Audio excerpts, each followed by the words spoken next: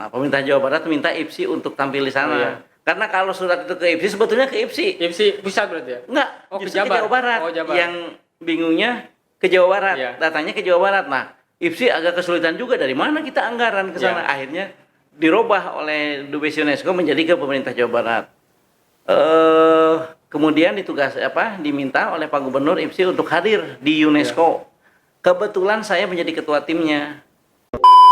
Untuk membuktikan bahwa pencaksilat memang layak menjadi warisan budaya tak benda dunia milik Indonesia. Kenapa ditekankan milik Indonesia? Karena Malaysia ngotot kepingin juga.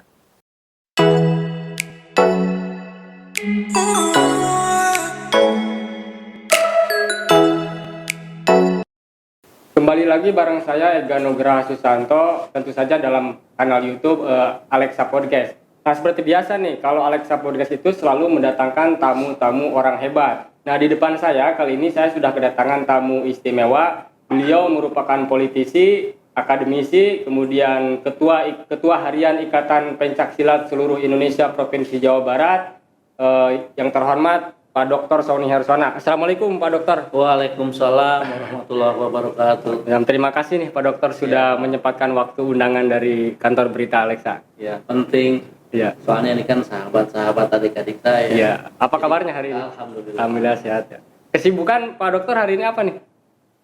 Hari ini saya istirahat. Istirahat ya. Karena kemarin 2 hari ke belakang itu ada beberapa kegiatan. Saya pulang sebagai akademisi di Bali, Asosiasi Fakultas Ekonomi. Sampai hari Kamis malam, istirahat sebentar Jumat, Sabtunya di Sumedang ada peringatan 3 tahun Pencaksilat ditetapkan oleh UNESCO untuk Kabupaten Sumedang. Saya hadir di sana.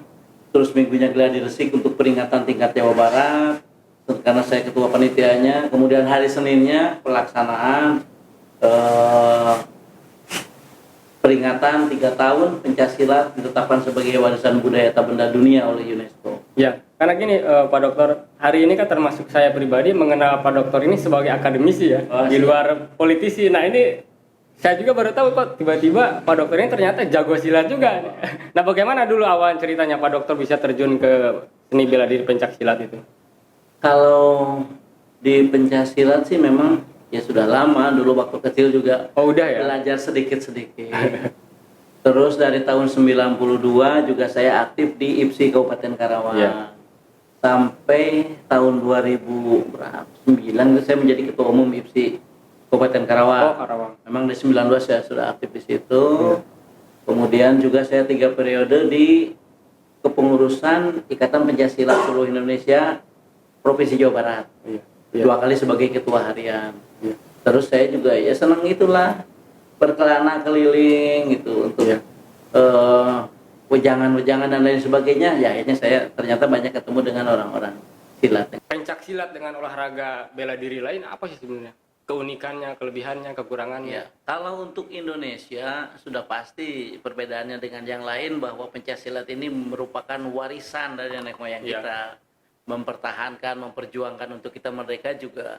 Itu peran pencaksilat yang ada di tengah-tengah masyarakat itu juga besar. Perbedaannya yang pasti kami memiliki 4 aspek di pencaksilat itu. Yang pertama sebagai olahraga, tentu biar sehatlah semua. Yang kedua sebagai aspek bela diri. Tidak hanya untuk membela diri, tapi juga menjadi penting kalau dibutuhkan, kalaupun tidak memang harus berpartisipasi mengabdi dalam pembelaan negara. Kemudian juga aspek seni budaya. Di bela diri lain nampaknya tidak ada gerakan yang diiringi oleh gamelan, oleh nayaga, oleh kendang, oleh musik. Nah, itu keindahan bagi kami. Lebih mudah belajar dengan musik itu. Kemudian yang keempat, spiritual, mental spiritual. Karena sejatinya pencaksilat itu harusnya lahir dari pesantren. Jadi sehingga dia benar-benar dalam bahasa kami masagi lah. Boleh silat, misalnya salah satu aliran mau belajar itu harus betul-betul tidak dilihat oleh orang, itu ada satu yang kemudian juga tidak boleh meninggalkan sholat gitu. Jadi ada hal-hal yang memang itu untuk mengendalikan diri ya, untuk bisa mengendalikan diri, untuk tidak sombong, sehingga menjadi penting aspek spiritual ini dalam kancah pencaksilat. Saya kira itu perbedaannya dengan yang lain. Nah, tadi salah satu aspeknya itu sebagai seni ya, Pak Dokter. Nah itu sejarahnya sejak kapan sih kok bisa pencaksilat ini jadi kategori seni bela diri? Kalau dulu anak bangsa, anak-anak kita, para pendekar atau mereka yang mahir itu melatih masyarakat, curiga dong Belanda. Wah ini mau melawan ini, tapi karena yang ditampilkannya seni gitu, sehingga tidak nampak. Padahal dalam seni itu juga banyak jurus mematikan dikemas dalam bentuk seni budaya. Nah, ketertarikan kaula muda nih Pak Dokter hari ini seperti apa untuk khususnya untuk seni bela diri pencaksilat? Kita harus jujur bahwa selama ini sebagian generasi muda menganggap bahwa pencaksilat ini kampungan gitu. Tapi setelah ditetapkan oleh UNESCO sebagai warisan budaya tak benda dunia, menjadi tugas kami semua kekuatan pencaksilat untuk bisa mensosialisasikan, untuk menjadi daya tarik sehingga para kaum muda itu tertarik. Karenanya ada beberapa yang memang dalam seni itu kita tampilkan agar mereka tertarik. Misalnya yang senang basket bisa bola api, pakai bola api gitu. Bisa ya. Ya. Yang mereka pengen sebenarnya bukan untuk gaya tapi untuk daya tarik, boleh mereka bisa dicambuk api. Kemudian juga permainan golok yang menarik atau dan lain sebagainya. Kita akan menjadikan pencaksilat menjadi daya tarik tersendiri untuk kalangan muda. Apalagi kita harus melestarikan itu. Jika tidak, kita akan diambil lagi oleh UNESCO.